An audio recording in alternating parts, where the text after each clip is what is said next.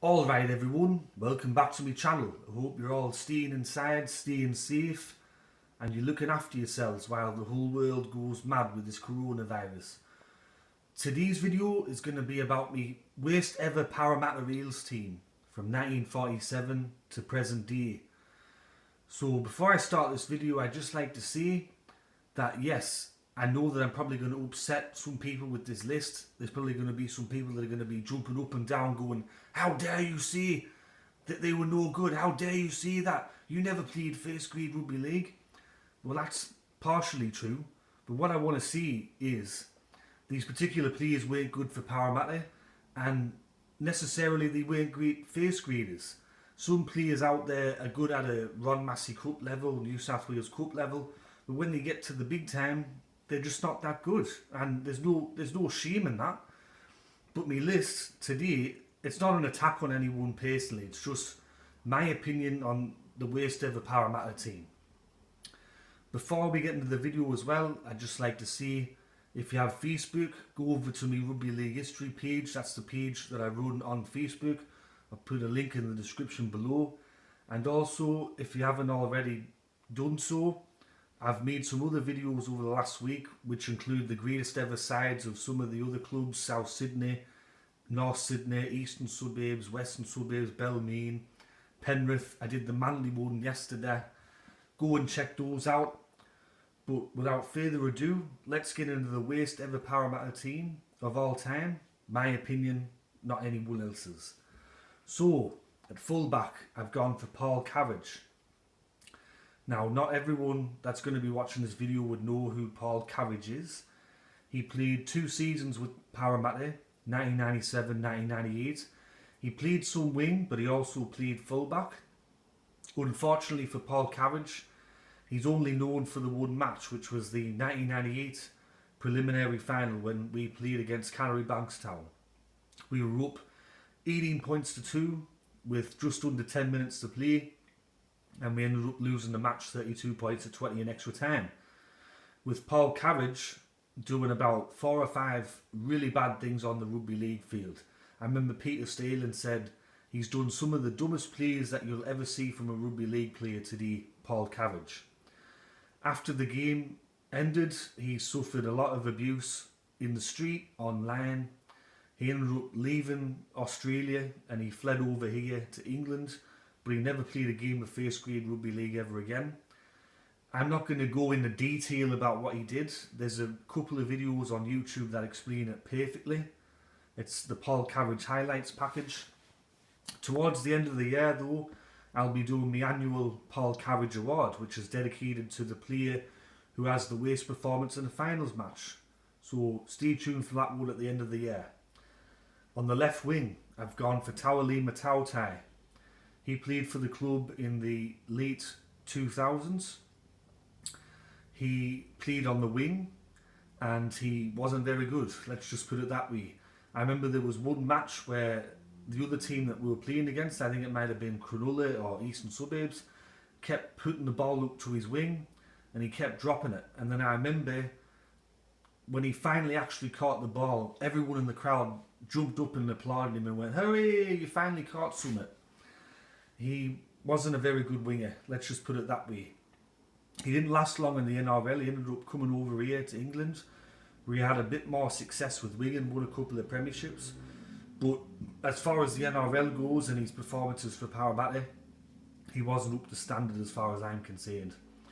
At left centre, I've gone for Ryan Morgan. Ryan Morgan played 4 or 5 years for Parramatta. He was part of those wooden spoon sides in 2012, 2013. He never seemed to get dropped no matter how bad he played. I always used to see that he must have some sort of a dirty secret on Brad Arthur because he just never ever got dropped.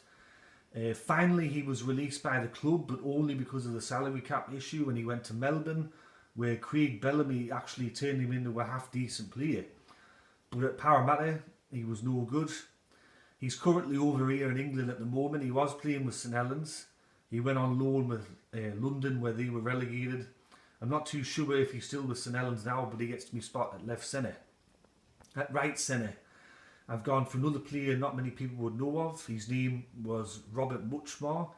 He played in the early to mid 1990s for Parramatta when the club went through a very bad downturn in fortunes after the glory period of the 80s. He played 71 matches and only scored 7 tries as a centre. 7 tries as a centre. So that just puts it into perspective what type of a player he was. He played for the club in some of the years where we just avoided the wooden spoon. And once the club actually started to recruit some good players and the likes of the Canterbury Four come over, Robert Muchmore was moved on pretty quickly. So he gets me right centre spot. On the right wing, Nathan Davis. Now this might be a bit of an unfair selection to some of you, but Nathan Davis, he only ever played the one match for Parramatta, and that was against North Queensland in Darwin, and let me tell you, it wasn't a good match for him. He reminded me a lot of Paul Carriage. He even did 1 or 2 mistakes that were reminiscent of Paul Carriage. It was like Paul Carriage had just come back after 10 years of retirement and was playing. Nathan Davis ended up not playing a single first grade game after that. Brad Arthur kept him in reserve grade with Wentworthville, and he ended up being sacked from the club for testing positive for a second time for cocaine. So he gets me spot at right wing. At 5'8", Ben Roberts. I can't tell you how much I fucking hated Ben Roberts. Couldn't stand him. He was fucking hopeless. Shite 5'8". He come to the club from Canterbury, and he was part of that Parramatta club that finished Wooden Spooners in 2012-2013. I think his only claim to fame was he was the cousin of Tim Cahill. So that's pretty much all he's really famous for, I think, Ben Roberts. He ended up coming over to England here, playing with Castleford. I think he played in that grand final of theirs, but besides that, he didn't really do much in his career, and he didn't really do much for Parramatta. At halfback, I've gone for Chris Starman. Chris Starman come to the club in 2004, I believe, just off the top of my head. He come really highly rated from England. He played with London over here and a couple of the other clubs, and he was highly rated, and people were talking him up, saying that he's going to be the halfback to solve all our problems, and it just never happened. He ended up only playing a handful of matches. Brian Smith took him out of the halfback role, put him as a hooker, and by season's end he was back on a plane straight back over here to England, where he played with Huddersfield, I think. So he gets me spot at halfback. The props I've gone for Carl Webb and Justin Parr. Carl Webb, you know, for some people that might seem a bit slack considering what's happened with Carl Webb recently, but I'm just talking about his playing ability when he was at Parramatta. Carl Webb in his day was a great front rower for Brisbane, North Queensland. He ended up coming to Parramatta at the end of his career in 2011 when we had that awful recruitment drive. He only played a handful of matches. He was slow, he was off the pace, he looked unfit, and I think it shows how desperate of a club we were to try to get someone. When I remember a couple of years ago when he was a Queensland player, and I remember he was interviewed and he said, I hate Sydney, I hate New South Wales. When we play State of Origin, I just come down here to play the match and get the fuck out of Sydney because I just can't stand the place. So for him to actually come down and play with Parramatta and how desperate we were to get someone says something, doesn't it? And the other player, Justin Parr, we signed him from St George. He was part of that minor premiership winning team in 2009, and he was highly rated from the Saints club. When he come to us, things just didn't work out. He wasn't very good for us. He got injured. His form went out the window, and after 2 years and a wooden spoon, we got rid of him. So that's Justin Parr. At hooker, I've gone for Shane Muspratt. Now, I could have named a few hookers in this worst ever Parramatta team of all time, but I've gone for Shane Muspratt. He was North Queensland's #1 hooker for a few years before Aaron Payne come on the scene, and we signed him in 2004, I think, by memory. He only played a handful of games and we got shot of him at the end of the year, and then we ended up getting Mark Riddell. So Sheen Muspratt gets me hooker spot. The second rowers I've gone for Sheen Shackleton and Lee Mossop. So Sheen Shackleton come to the club from Eastern Suburbs. He was highly rated with them. With us, he just never really got going. He wasn't very good. His feet was sealed. He publicly slated Stephen Kearney. Someone asked Sheen Shackleton why you're not in the team, and Sheen Shackleton said, because Kearney's a fucker, that's why I'm not in the team. After that, he was dropped and he was never seen again at Parramatta. He ended up going to Penrith. Now it really happened there, and then after that he was basically a reserve grader and played in the Ron Massey Cup for the rest of his career. Lee Mossop come over from England. He was highly rated. We signed him in 2015, I think. In his second game, after the match, he said that the NRL prides itself on toughness and physicality and speed and all that, but I think that the Super League is tougher and all this keeper. The next game, he ended up getting smashed in a tackle, did his shoulder, never seen again. So that's Lee Mossop.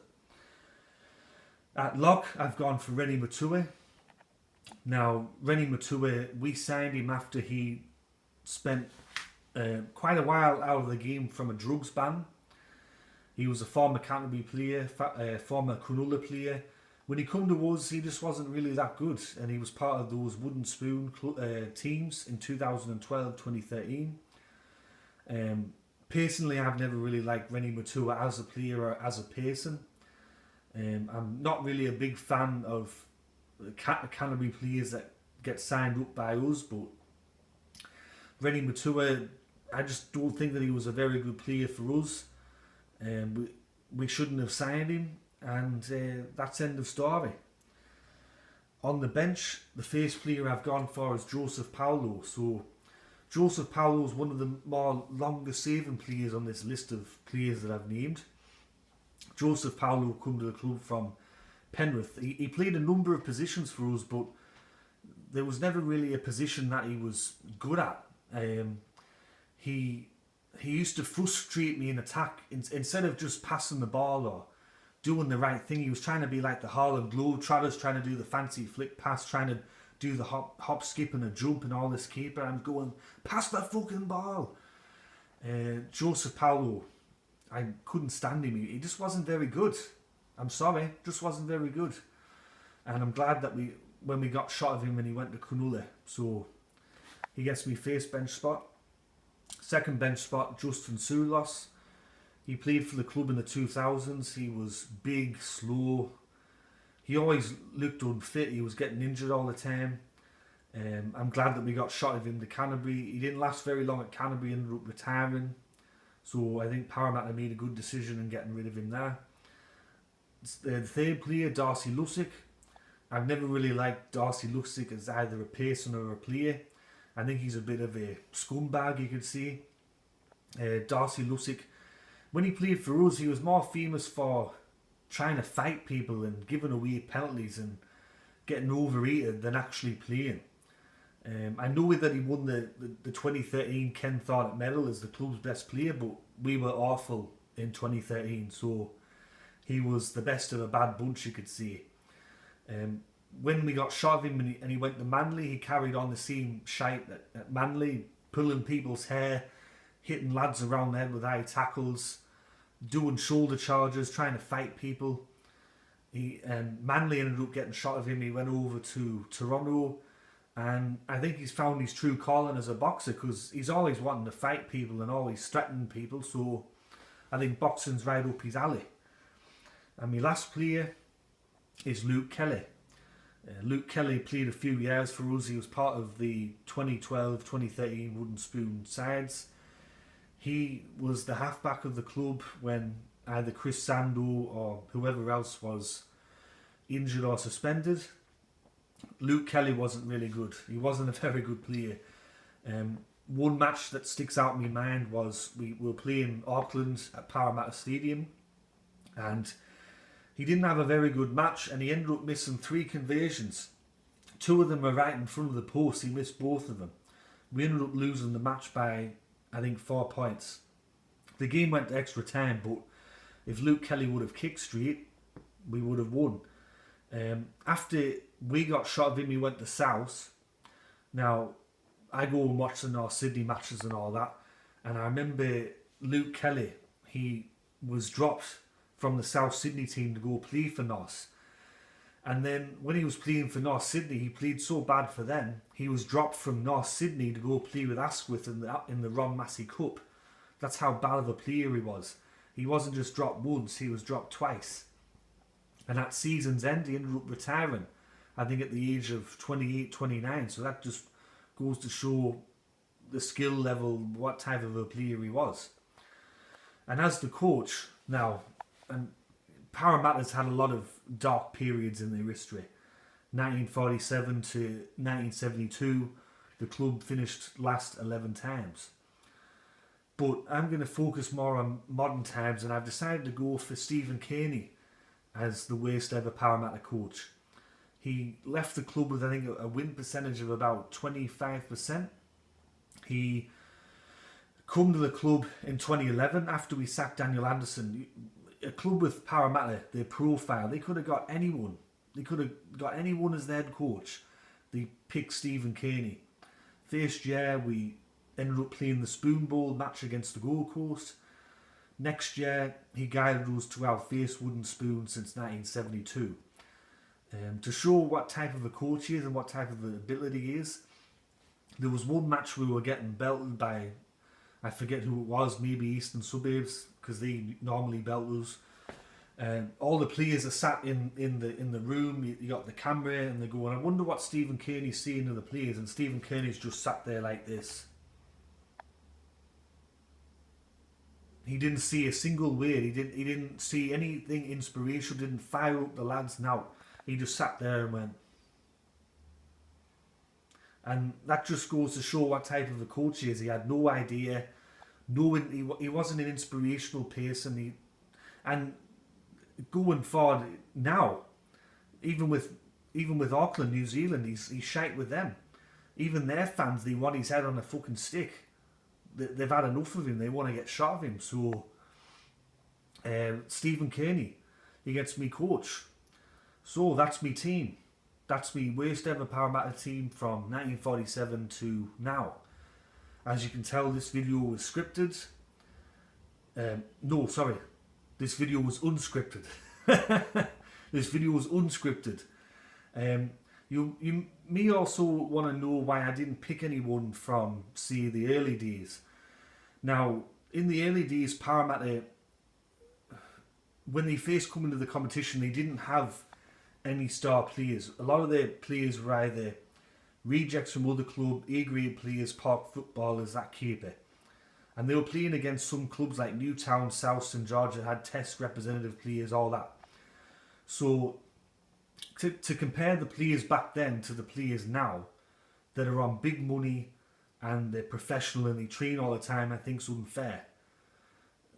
You can't compare the players that played, like, you can't compare, see, like a Darcy Lussick or see like a Ryan Morgan or someone like that.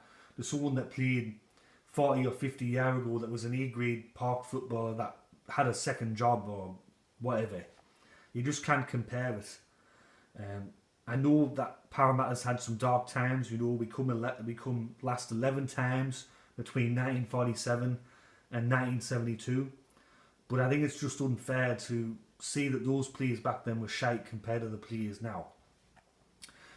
So anyway, that's my video. It's gone for a bit too long, I think. I think I went on too much about the players, but I have to give a reason as to why I'm saying that they were no good. If you liked the video, please consider giving it a like. If you really liked it, please consider giving it a share. If you haven't already done so, if you like the content that I'm making, subscribe to my channel. Make sure you click that notification bell. I'll be making some more videos coming up in the week. As always, take care of yourselves, everyone. Make sure you stay inside, and I'll catch you all later. Ta-ra.